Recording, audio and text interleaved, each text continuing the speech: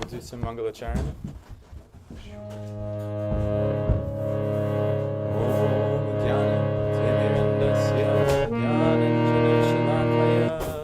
Chakshurun militam yena tasmai shri gurave namaha. Acha, can I repeat you again? Shri Chaitanya Manobishlam Rapitam Yena Bhutale Svayam Rupa Kadamayam Dadati Svapadam Sukam Vandeham Shri Guru Shri Tadavaram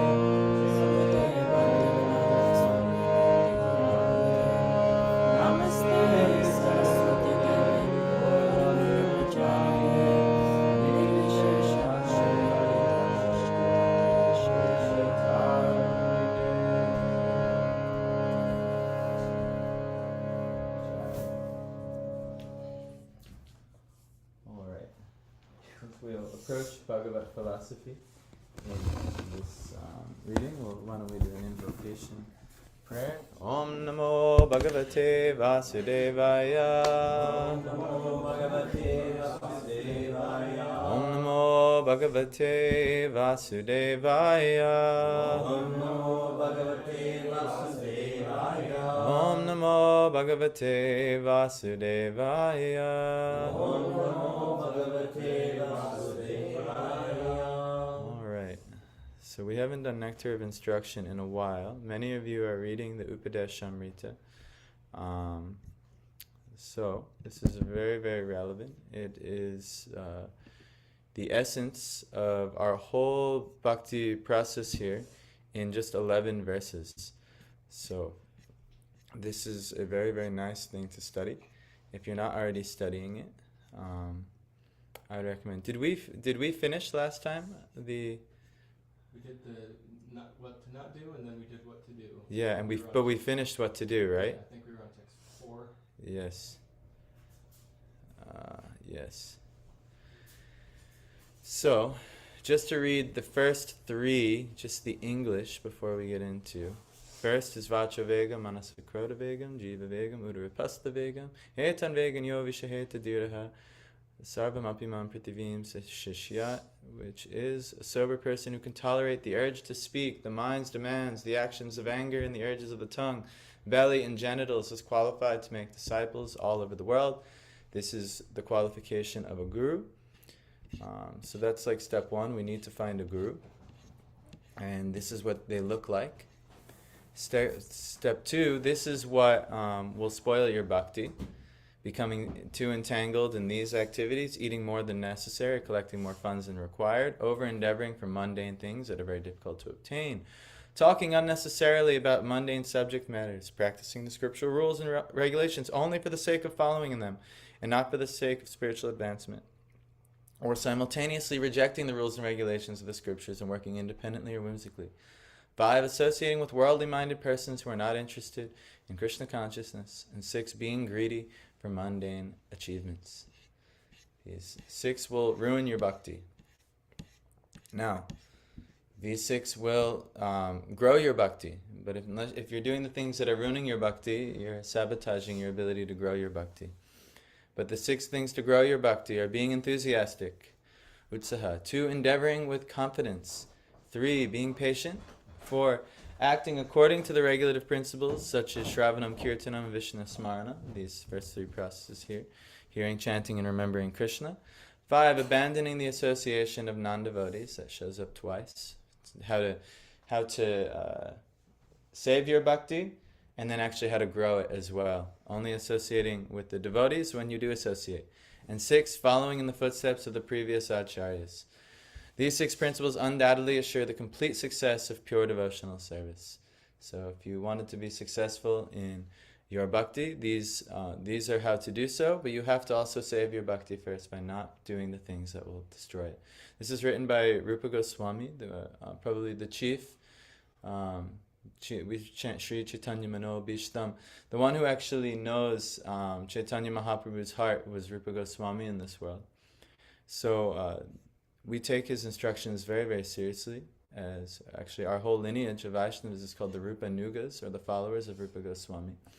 So very, very important we take this. Now, as we go progressively, this is like a crash course into like the depths of like Krishna Bhakti. So it's going to go from like the most basic thing to like the most advanced thing very quickly, in just like 11 verses. So text 4, we're not like at such really, really deep things yet, but it'll move very quickly as we go through this. So we're going to do text 4. Dadati pratigrihnati guhyam akyati prichati bhunkte bojayate chaiva shadvidham priti lakshanam. Dadati gives charity, pratigrihnati accepts in return, guhyam confidential topics, akyati explains, prichati inquires, bhunkte eats, bojayate feeds, cha also, eva certainly, shatvidham 6 kinds, priti of love, lakshanam symptoms. Translation, repeat after me. Offering gifts in charity, accepting charitable gifts, revealing one's mind in confidence, inquiring confidentially, accepting prasad, and offering prasad are the 6 symptoms of love shared by one devotee and another. So this is how devotees interact, actually. These 6 things. You offer gifts in charity, and you also accept gifts in charity, because devotees offer gifts in charity. So it's a mutual giving and receiving. Revealing one's mind in confidence, inquiring confidentially. Actually, this is a very important thing. In our more neophyte stage, we don't pay attention to this, but devotees have very deep realization. Like almost every devotee, and at least someone at your level has already had some very interesting realizations. So actually devotees, what they do is they'll inquire confidentially, especially to those, at least your equal, and then what's to speak of seniors. So this is actually what you should do with devotees. Inquire confidentially.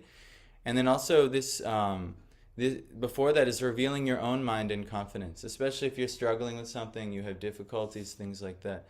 Like I said, in our more neophyte stage, we want to like hide everything, or if we're having issues or things like that, we keep everything inside.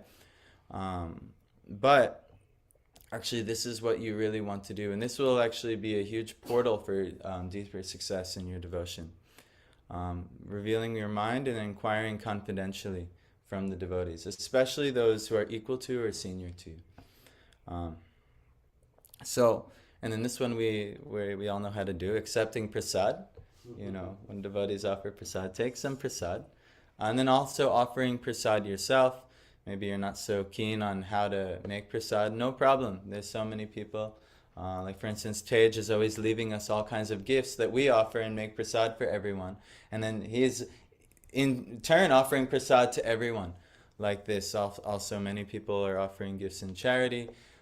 So many things like that, so we can offer to the Lord. Flowers, so many things. So this is, and then also accepting the charitable gifts of the devotees as well, going back and forth like this.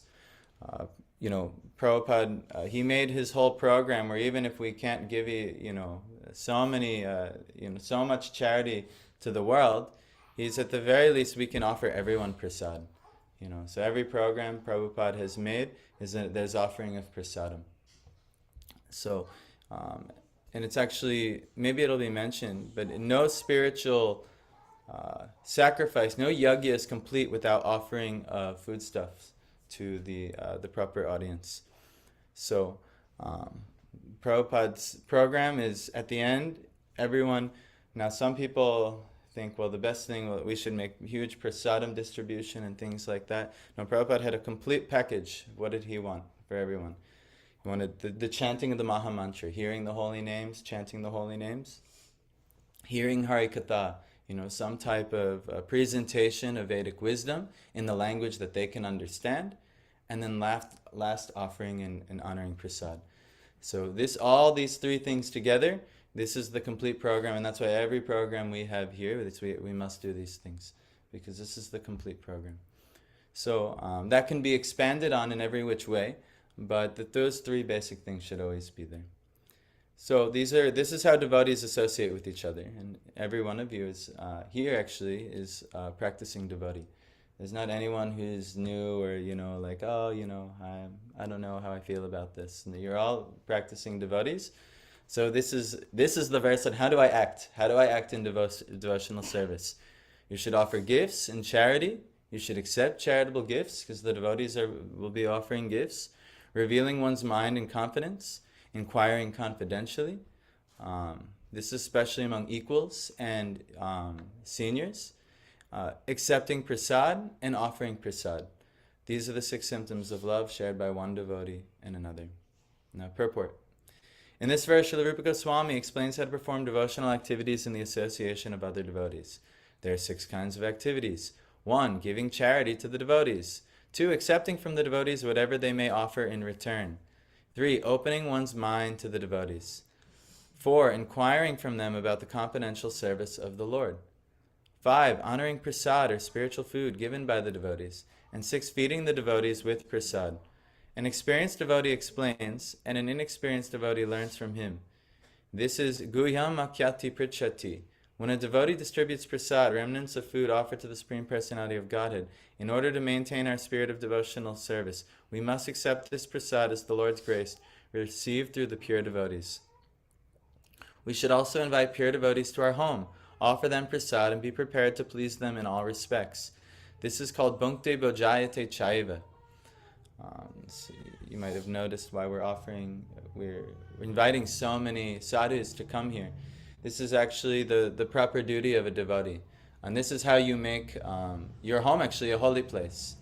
We're in a place in the Bhagavatam now where Yudhisthira is about to glorify Vidura and say to Vidura that wherever a holy man like you is actually a holy place. The Supreme Personality of Godhead resides there. Meaning wherever the sadhu is, actually all of the holy places, they come to meet in that place. Because the sadhu is the embodiment of all of those things. So it's very natural we should invite them to our home. And now here we have, this is everyone's home. My name might be on the lease somewhere. Not a lease, what is it, a mortgage? But really, I'm kind of tucked away in my little spot in the home, but it's mostly others' home. It's everyone else's home. This is Krishna's home. Every day, everything is centered around the worship of Krishna. So we should make sure that this home invites as many sadhus as possible. We please the sadhus, and then all of these 6 exchanges are happening here. So that's the goal of this home. That's the goal of every actually grahastha ashram. That needs to be cultivated to make your home an ashram. If that is an insurmountable task, feel free to join the ashram. Some of you are requesting, other devotees are requesting to join us. So very good. But anyway, we'll keep going. Even in ordinary social activities, these 6 types of dealings between 2 loving friends are absolutely necessary. So even amongst non-devotees, these are very important. For instance, when one businessman wishes to contact another businessman, he arranges a feast in a hotel, and over the feast openly expresses what he wishes to do. He then inquires from his business friend how he should act. I think we have a new guest joining. So even, and sometimes presents are exchanged. This is all the time. They have business meetings. I know, I've heard of people who they work for corporations and their whole job is to do this. They go and they set up like nice, they treat people out to dinner and give gifts and things. Come on in. Hello. Cool. What's your name? Nectar. Nestor. Cool. I've been texting you for a while. Cool. We're studying a wisdom scripture called the Upadesh Amrita, which means the nectar of instructions. So feel free to take some good instructions. I'll even reread the verse. These are how high-level spiritual personalities, how they interact with each other. So we're learning how to interact with others in the most spiritual way. So this verse in Sanskrit, Dadati Pratigrahnati Guhyam Makyati Prichati Bhunkte Bojayate Chaiva Shadvidham Priti Lakshanam. That's the Sanskrit. And the English is offering gifts in charity, accepting charitable gifts, revealing one's mind in confidence, inquiring confidentially, accepting prasad, and offering prasad are the 6 symptoms of love shared by one devotee and another. Prasad is spiritualized foodstuff, things that we offer to the Lord. So we offer that to others and we accept that. Actually, at the end, we'll have a prasad offering for everyone. So that's very nice. But these are the things that one does. And in these paragraphs, the Swami Srila Prabhupada, who did his English commentary and translated all these into English, the first one, he is actually saying how actually even in ordinary dealings in the world, these are the proper ways to engage with others. And he noticed how businessmen, when they want to make a deal, they invite their business partners out to a feast, and they treat them out to this, and sometimes they present presents. I have practical experience. I used to work for a prasadam restaurant, but how was the prasadam restaurant funded was they had a doctor's office in the back, and that was the moneymaker. So sometimes I saw this a lot, but guess who would come over the most? And they would offer lots of presents. They would treat the whole doctor's office to food at the restaurant. Actually, the vaccine industry. They came, they were making some business deal with the doctor's office, and they were coming bearing gifts and all of these things. And multiple times I had to ring them up and have them treat the whole arrangement here. So, but this is actually even proper business. Now, we're not trying to do business. We're trying to have pure devotion. But this is how devotees interact. So, but this will give you success in all dealings in this world. So anyway, thus whenever there's a dealing of priti or love in intimate dealings, these 6 activities are executed. In the previous verse, Srila Rupa Goswami advised that one should renounce worldly association and keep company with the devotees. Sangha tyagat sato verte. So if you remember the past 2 verses before this, talking how important it is to keep your associations spiritual. If you are who you associate with. You can have some very strong values on your own, but that's just natural. We're a product of nature. What environment we put ourselves in, we will take those qualities. Even the big business guys. We're not trying to be big business guys, but even they know if you want to be rich, you hang out with other rich people, and you take those qualities. But ultimately, we're trying to be spiritual, high level devotional people, so we must hang out with other high level devotional people. That's why we get very scared time to time if anyone in the local sangha says, I'm taking a break from the devotees for some time. We're like, oh, where are you? What are you doing? Because it's very dangerous. It's a very, very dangerous arrangement. So we want to always be associating with the devotees. The International Society for Krishna Consciousness, this is an offshoot of, has been established to facilitate these 6 kinds of loving exchanges between devotees.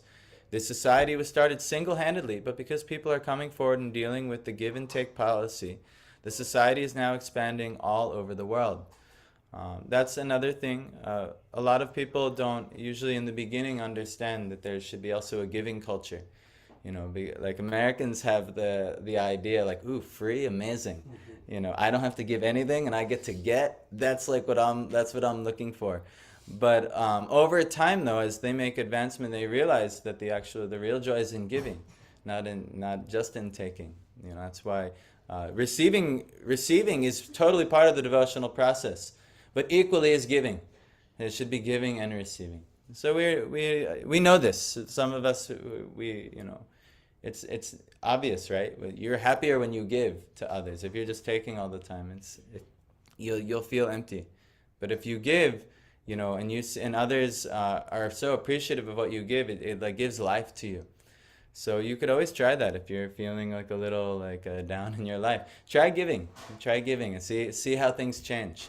Now we have to know what to give. There's in Bhagavad Gita it mentions how to properly give charity. There's good charity, there's middle charity, and then there's actually bad charity. So you have to know what and how to give. But with the devotees, that which facilitates Krishna's worship is the best things to give. So if anyone ever wants to, Tej is very smart. He's always bringing vegetables for the devotees, things like that. We have a couple people in the Sangha bringing grains and beans and so many things to offer to the Lord and the devotees, flowers for the Lord. So many things can be given in that regard. But everything should be given ultimately to facilitate the Lord's service. And one of those is to please the Lord's devotees also. That's a very nice thing to do. Which is why we come here and we say, "You please take prasad." That's what we can. If not anything, that's what you can always give to others is prasad. Okay, so that's why ISKCON was formed, so these 6 dealings could be done. We are glad that people are donating very liberally to the development of the Society's activities, and people are also eagerly accepting whatever humble contribution we are giving them in the shape of books and magazines, dealing strictly with the subject matter of Krishna consciousness. We sometimes hold Hare Krishna festivals and invite life members and friends to participate in the feasting by accepting prasad. Although most of our members come from the higher rungs of society, they nonetheless come and take whatever little prasad we are able to offer them. Sometimes the members and supporters inquire very confidentially about the methods of performing devotional service, and we try to explain this. In this way, our society is successfully spreading all over the world, and the intelligentsia of all countries is gradually appreciating our Krishna-conscious activities. The life of the Krishna-conscious society is nourished by these 6 types of loving exchange among the members. Therefore, people must be given the chance to associate with the devotees of ISKCON, because simply by reciprocating in the 6 ways mentioned above, an ordinary man can fully revive his dormant Krishna consciousness. So just by performing all of these activities with the devotees, you'll be able to revive your Krishna consciousness. And what's ultimately stopping you from associating with the devotees? We mentioned the 6 original obstacles, and what's going to encourage you to keep associating with the devotees? It's the 6 positive things we mentioned in the previous verse. But ultimately, it's about associating with the devotees, sadhu sangha. And if you have really good opportunity for high-class association, you should try and take that. Like say a sadhu comes to town. If a sadhu comes right to your town, like we invite many high-level advanced spiritual personalities here, the one who's intelligent, they should drop as much as they can and then come and hear. And even if you have other good facility to go hear from sadhus, and you're not, crumbling the structures around you, because we could also. Some people can just give up everything, and I'm just going. I'm going. Everything is gone. But some people have some responsibilities that are healthy for their bhakti that they keep around in their life. So we have to balance. But ultimately, what is this verse?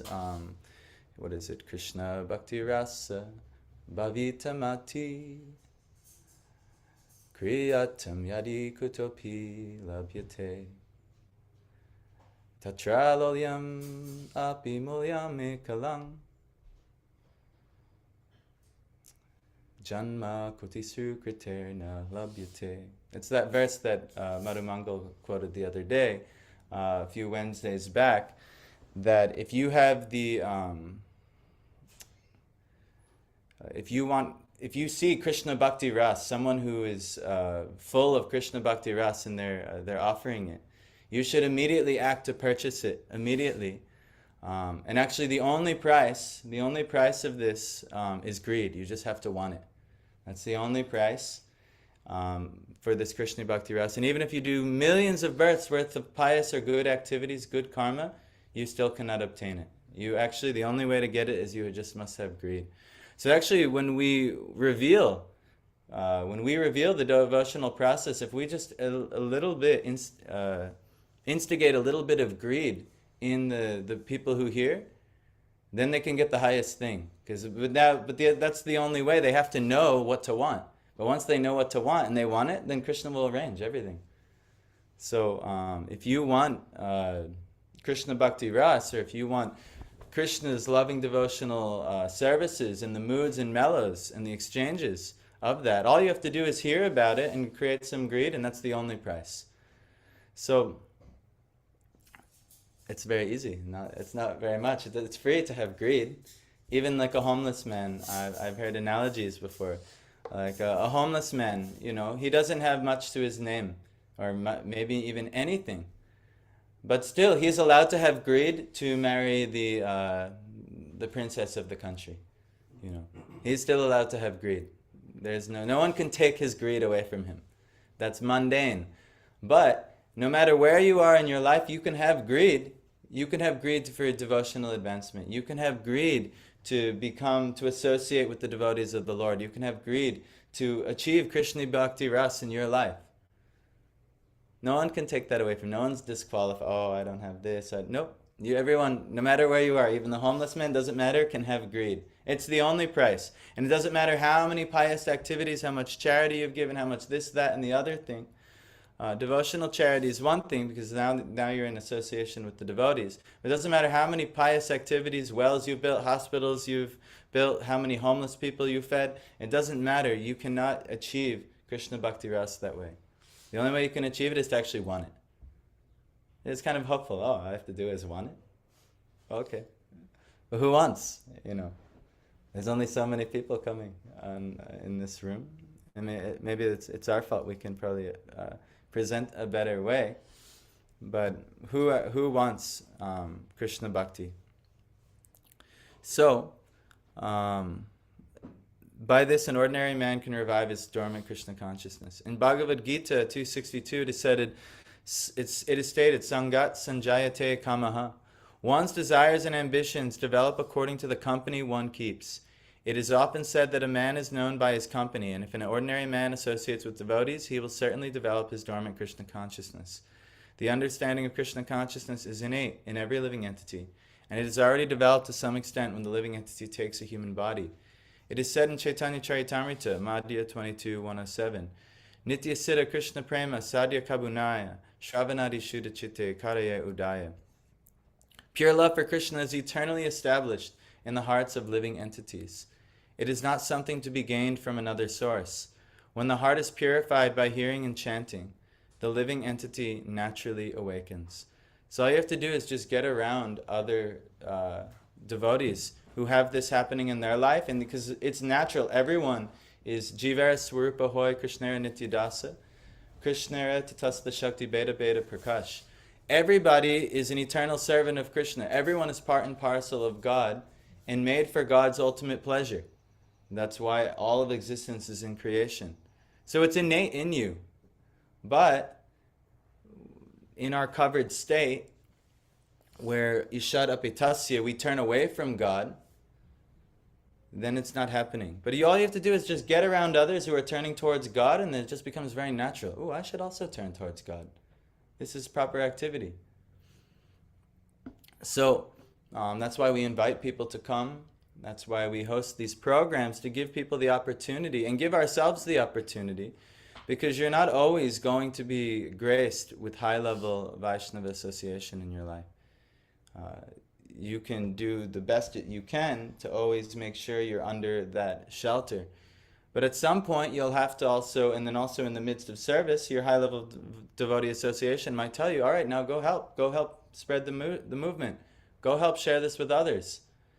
So this is actually what can keep you going.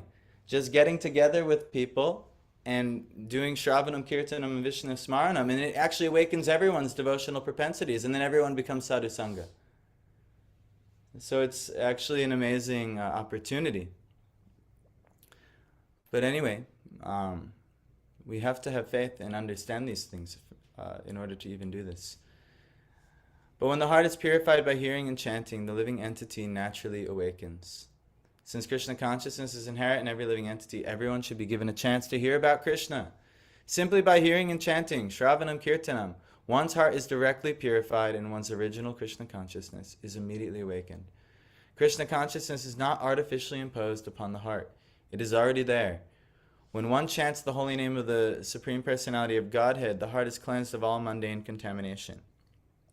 In the first stanza of his Sri Shikshastrika, Lord Sri Chaitanya Mahaprabhu says, many of you know this, Cheto darpanamarjanam vavamahadavagni nirvapanam Shreya kadava chandrika vitaranam vidya vadu jivanam Anandam buddhivadhanam pratipadam purnamrita spadanam sarvatma snapanam parang vijayate Shri Krishna Sankirtanam. So, all glories to the Shri Krishna Sankirtan, which cleanses the heart of all the dust accumulated for years and extinguishes the fire of conditional life. These are all the benefits of every day we're doing the Sankirtan movement. Means together, San in a group, Kirtan, glorifying the Lord. You know, whether we're chanting together, doing deity worship together, whether we're hearing the instructions of the Lord together, singing together the Lord's names, all these things, just by doing the Sankirtan, all that which is dirty in your heart will be cleansed. And it takes time, it's gradual, but it'll be cleansed.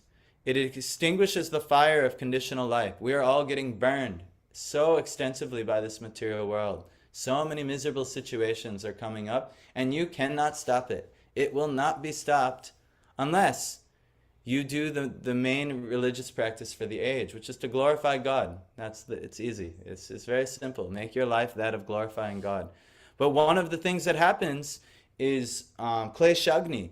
Kleshagni means the removal of the fire of misery that this world offers. So this Sankirtan extinguishes the fire of conditional life, which is repeated birth and death.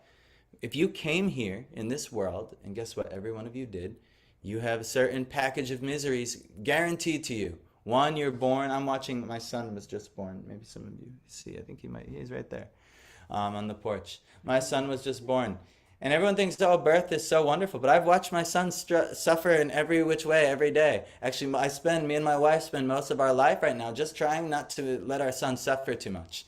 Because he's always like finding reason to suffer. He's crying or this, that, and the other thing. So in birth, there's a lot of suffering that comes to you. You're completely helpless, completely dependent. You can't even go to the bathroom on your own. It's a complete mess. But luckily, you have parents usually who want to take care of you. But still, they don't always know what's going on. But there's so much misery in birth. And then there's misery in aging, going through the aging processes, and eventually getting old is especially miserable. Not to worry anyone in the room who happens to also be aging. We're all aging. But it's a miserable situation, actually. It's not like super pleasant.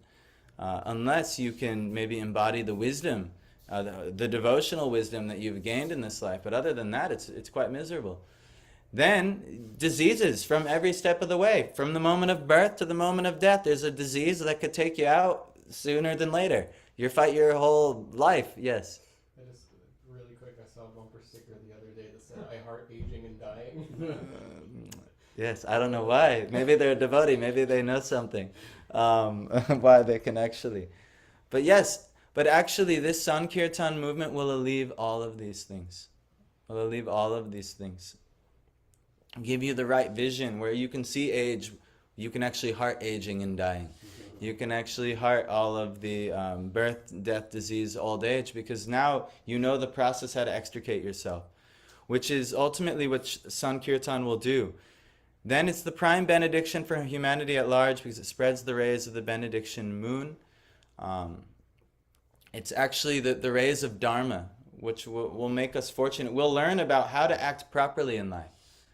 We'll, as Prabhupada Bhaktisiddhanta, he said, we'll gain the benediction, the lily of righteousness will be cast upon us. We'll have every facility to act perfectly. We have so many devotional examples, from the 5 Pandavas to so many great devotees in the Bhagavatam, the instructions of Krishna in Bhagavad Gita and Srimad Bhagavatam. We have every opportunity to act properly. And by acting properly, we will have good fortune. Our life will become Shubhada, which will have complete good fortune. If you don't have complete good fortune in your life, and if you're suffering, the problem is you just have not, you've not fully surrendered yourself to the process yet. The guarantee is by Sankirtan, removal of miseries on one hand, and then all auspiciousness arises in your life on the other hand. Those are the guarantees. And that's just when bhakti starts. That's not even like advanced bhakti. That's just like, intermediate or basic level bhakti. All these things happen. So if there's still, this thing is there, all my life is not all auspicious, and I'm still filled with miseries, bhakti has not even started yet. But it's good, because now you can start. The opportunity is there. Join the Sankirtan movement. It's available in every town and village, practically. Yes, maybe some not so available, but everyone. I grew up in a really rural town. It wasn't very available, but I heard about it, and 45 minutes away, they're practicing over there. Let me go. And that's how I started. I started associating with devotees. I met my Guru Maharaj. I met so many things. And slowly, miseries went away. Slowly, auspicious things started coming in my life. Slowly. Then eventually we got tossed and turned and thrown here in Syracuse. We didn't know why. But now it's to help give opportunity for everyone else. And now we're here doing like this. So this is, so you'll get fortunate. Who wants good fortune in their life? Everyone should say, yes, I would like good fortune. Practice Sankirtan. We're giving you the process. Come here every day if you'd like. We're practicing. We're showing. We're trying ourselves. So it's the life of all transcendental knowledge. Meaning, it actually says Vidya Vadu Jivanam. Meaning it's the wife of knowledge. So you'll actually, if you are trying to act in the topmost knowledge in this world, this is it, Sankirtan. This is the topmost thing to do. Not like, all right, maybe if I find time in my week, I'll do this. No, this is the topmost thing to do. Yeah, maybe if you find time in your week, you can work your job and do all these other things, no problem. But this is the life of knowledge. This is the point of life. Don't just, let me see if I have time today. No, this is the thing. Let's see if you have time for the other things. No problem. So anyway, Vidya Vadu Jivanam. This is the life of knowledge for the living entity. It increases the ocean of transcendental bliss. Anandam Buddhi Vardhanam. Pratipadam Purnamrita Svadanam. Everyone, the whole purpose of existence, every living entity is seeking pleasure. Every living entity, from the insect to the dog to the plant to the human being, everyone is seeking pleasure. But only a few are Vidya Vadu Jivanam, or actually understand this topmost knowledge, what will actually give them pleasure. Only few, like Jesus says in the Bible, only such a narrow path will walk this. It's so narrow to the kingdom of God. Why? Because the topmost knowledge isn't available. There's a misconception actually of what will actually give them pleasure. But this will give you pleasure. You practice Sankirtan. You actually get pleasure. It's a guarantee actually. And then Sarvatma Snapanam Param Vijayate Sri Krishna Sankirtanam. So it'll enable us to fully taste the nectar for which we're always anxious. That's the next part of it. And then ultimately, that's why they're saying Param Vijayate Sri Krishna Sankirtanam. All glories to Sri Krishna Sankirtan. Because all these 7 benefits, all these benefits come to your life. All the things everybody is looking for, all living entities from the insect to the plant, this is your secret. You've got the secret now. Practice Sri Krishna Sankirtan, or to make it in layman's terms, practice devotion to God. And that topmost process is gathering with others and glorifying God together. And there is proper way to do this, not just like, oh, I'll make my own way. No, please. The Lord has given so much revelation on how to do this. Don't think like that.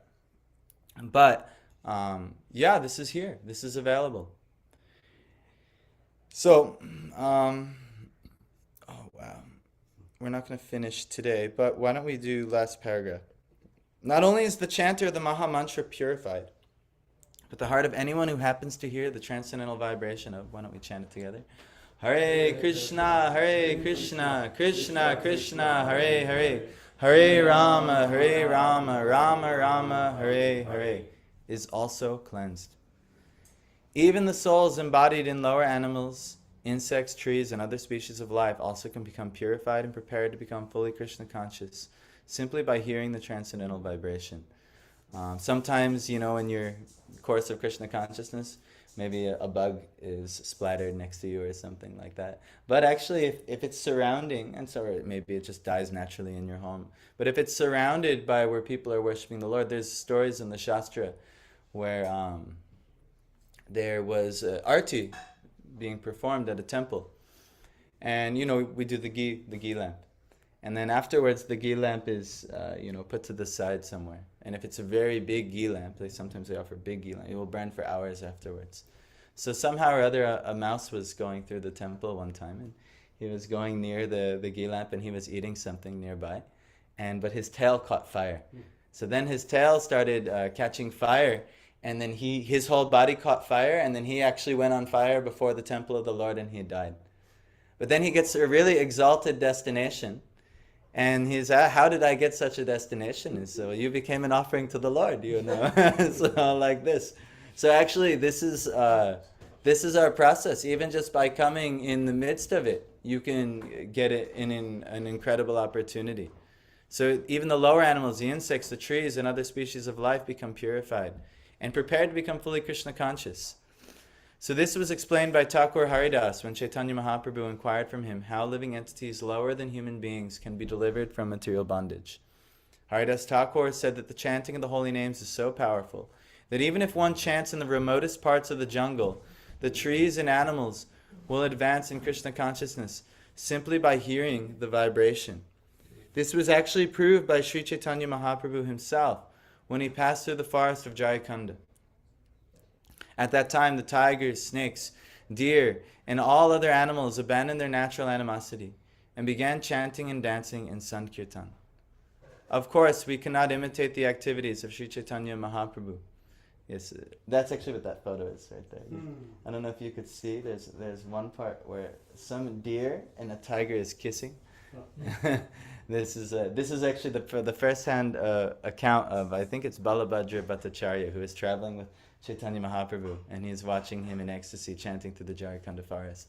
And the deer and the tigers, they're all kissing, they're all chanting, they're all, because, the Lord is passing through, so everything becomes naturally Krishna conscious. But we can't imitate this, But anyway, so he says all the animals abandoned their natural animosity and began chanting and dancing in Sankirtan. Of course, we cannot imitate the activities of Sri Chaitanya Mahaprabhu, but we should follow in his footsteps. We are not powerful enough to enchant the lower animals such as tigers, snakes, cats, and dogs, or entice them to dance. But by chanting the holy names of the Lord, we can actually convert many people throughout the world to Krishna consciousness. Contributing or distributing the holy name of the Lord is a sublime example of contributing or giving charity, the Dadati principle. This is the ultimate charity, giving the holy names of the Lord, giving people facility for chanting. This is the ultimate charity, actually. But by the same token, one must also follow the Pratigranati principle and be willing and ready to receive the transcendental gift. One should inquire about the Krishna consciousness movement and open his mind in order to understand the situation of this material world. Thus, the Guhyam Akyati Prichati principles can be served.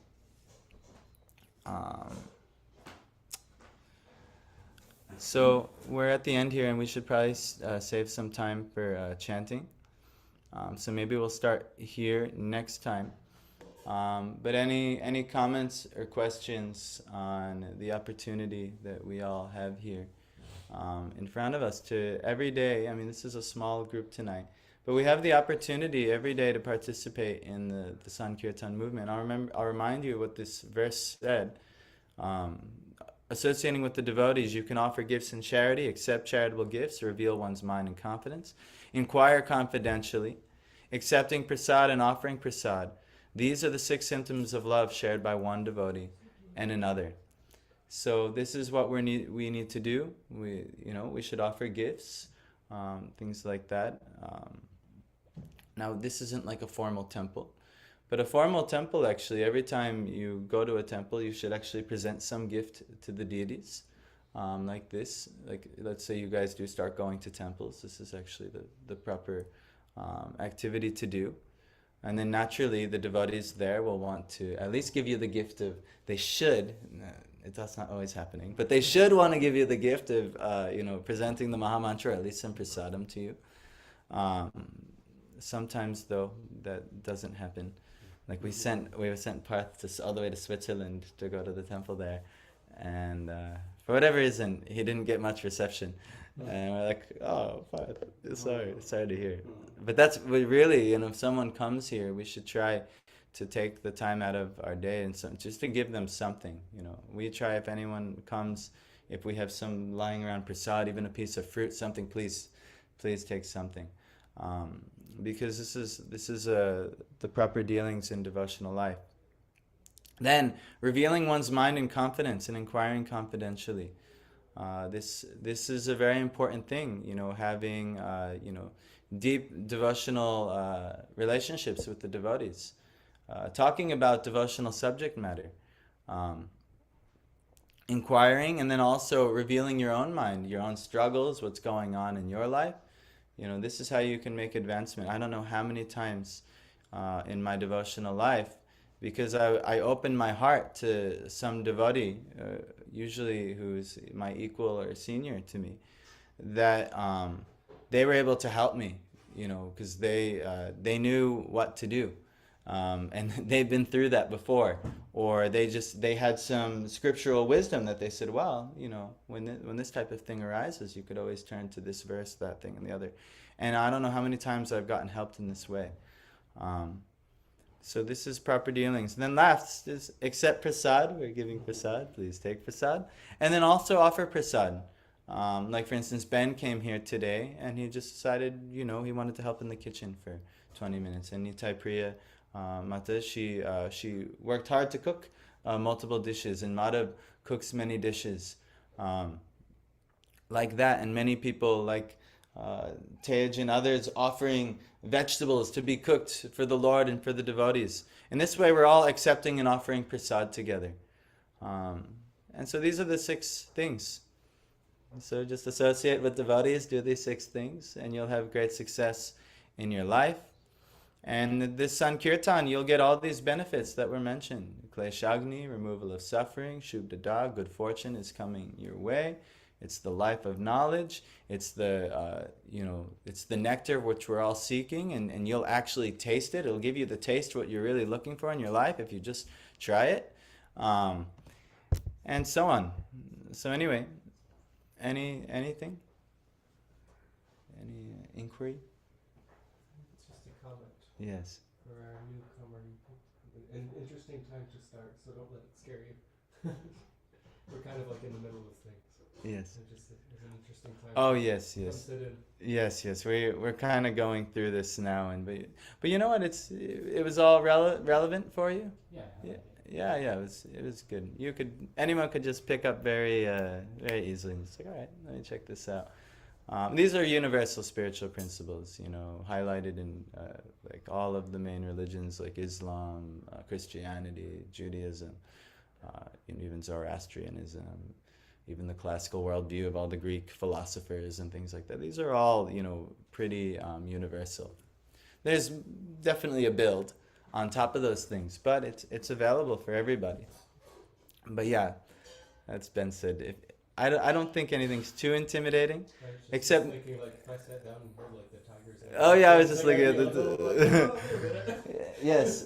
That's why he's saying don't go out and try and chant to the tigers, thinking you'll get some great result, or thinking, oh, the coyotes around here, they need Krishna consciousness, and we find you in the woods maimed or something like that.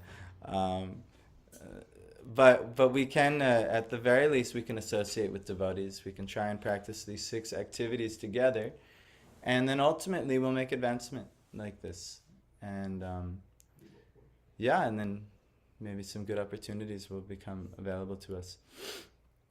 Any last thing before we chant for some last little bit of time here?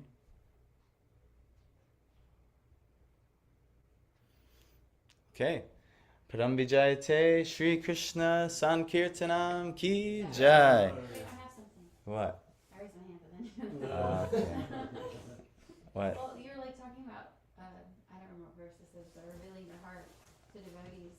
But sometimes like you don't really know your own heart, you know? Like you're like struggling, and it's like hard to like identify, you know, like why you're really struggling, what you're really feeling. Like first one has to like understand, or maybe they can find help understanding that by revealing what they're struggling with. But that's something that like I struggle with, is like actually knowing like why I'm feeling a certain way, or why I'm struggling to even communicate that with someone.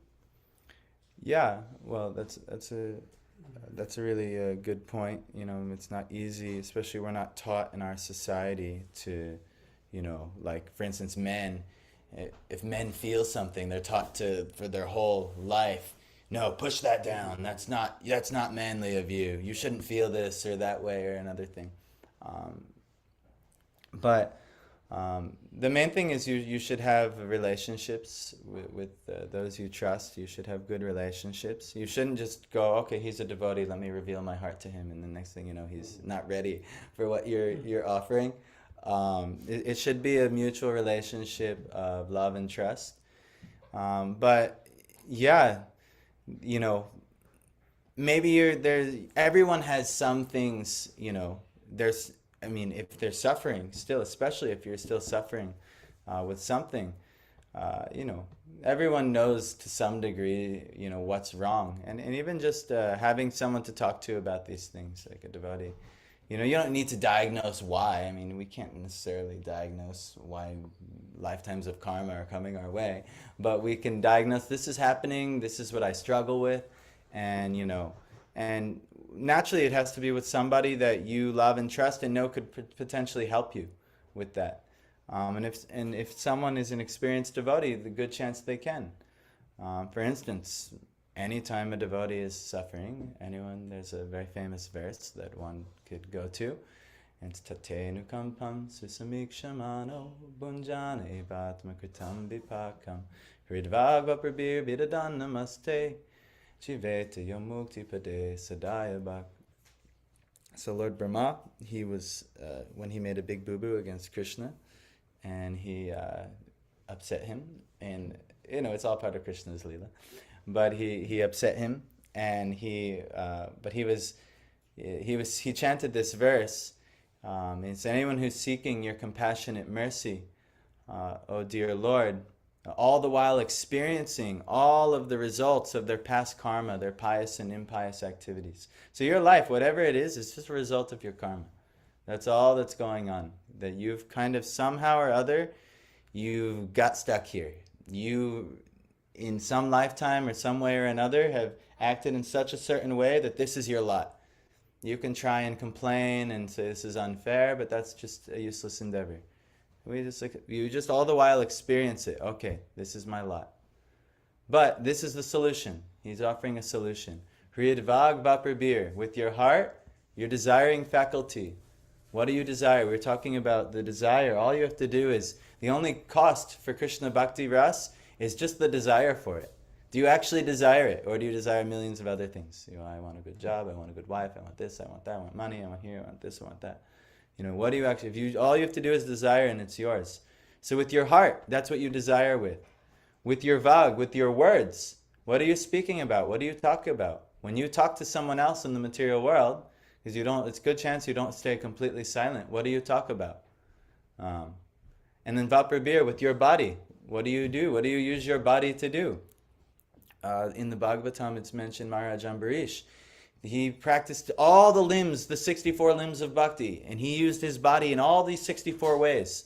And if you read the Nectar of Devotion, or the Bhakti Rasamrita Sindhu, it's the English translation of it, If you read this, it talks about the 64 ways that you can serve the Lord. How to use your body. But Vida dan namaste. I offer these things to you. That's the prayer that the devotee should make.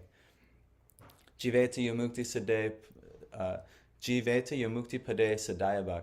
So actually, this is how one can attain his mercy-giving feet, mukti pade, and get the Lord's mercy.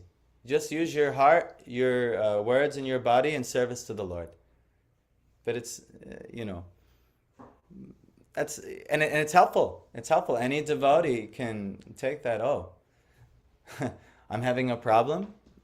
Well, my desires, my words, and my body. How can I offer this to the Lord? Not to just clean up your desires, but to actually to really purify and to be a better version of yourself. So like this, and then but back to like how do you know or how can you reveal? You don't have to diagnose all your problems, and that's just a bit on the mental platform. Just to have a friendship with the devotee and speak with the devotees, devotees you trust, you love, equals and seniors are very important too, but also juniors, you try and help. And a lot of times, for instance, somebody here might, maybe they might just be beginning in Krishna consciousness, but they might, reveal something to me and how they're processing and everything. And just, oftentimes I'm learning so much. I'm learning so much from like how devotees are telling me the ways they're processing or the ways they're trying to see it. So just naturally, just by inquiring confidentially. But yeah, it's hard because we're not trained to have relationships, especially here in the West.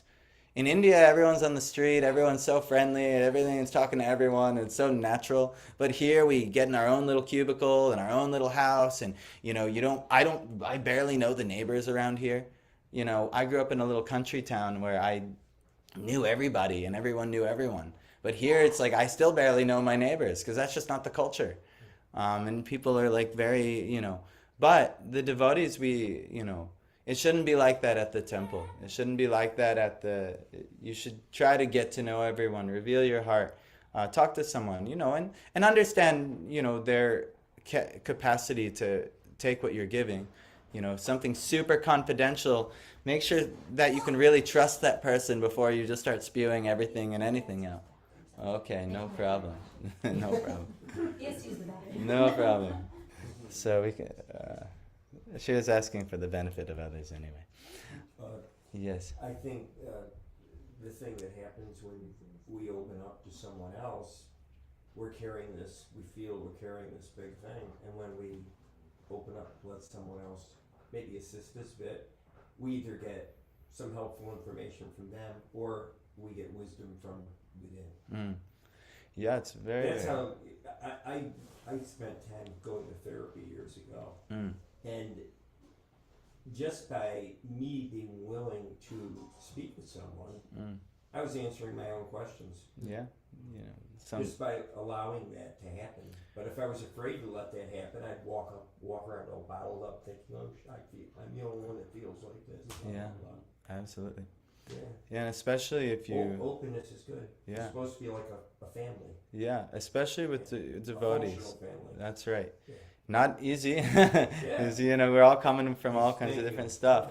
Yeah. But and you'll get a lot of wisdom. A lot of times, just by having someone listen and attentive and loving and caring for you, even if they don't have the solution to your problem. Like, oh, I don't know how you're gonna get out of that, but even I'm glad I'm not you. no, but they might, but just by them being your well-wisher and supporter, a lot of times it can be really take an ease off of you, so it's, I'd be happy, I'd love to, have these type of relationships with you, and many of you I do, I think most of you had these confidential talks before with, and I've revealed things confidentially that I'm struggling with. And trust me, I'm, when I'm speaking, I'm trying to present, but I also struggle with all these things. I'm also, struggling, and I'm maybe just practicing a little longer. But who knows, actually, in many lifetimes, who knows, maybe you're practicing 10 lifetimes longer than me. I don't know. We have no idea who's where and what. But in this lifetime, I've practiced a little longer. But, I'm definitely struggling with all these things. And that's why we seek out the advice of our seniors. And ideally, if you have a guru, and you but also participate in the process of having a guru. It's not like a fashion item. I have my guru now. It's like, okay, you have a guru, pranipatina, surrender, pariprashnina. Ask these questions, ask the tough questions. And then sevaya, now render service. This is the process. So, like this. We're 5 minutes over, but we have to end with some chanting. So, Madhav, are you coming for chanting? Are you coming for chanting? Yes. Okay, good. Just making sure. Other things can also be done. So thanks who joined online. I'll end here listening.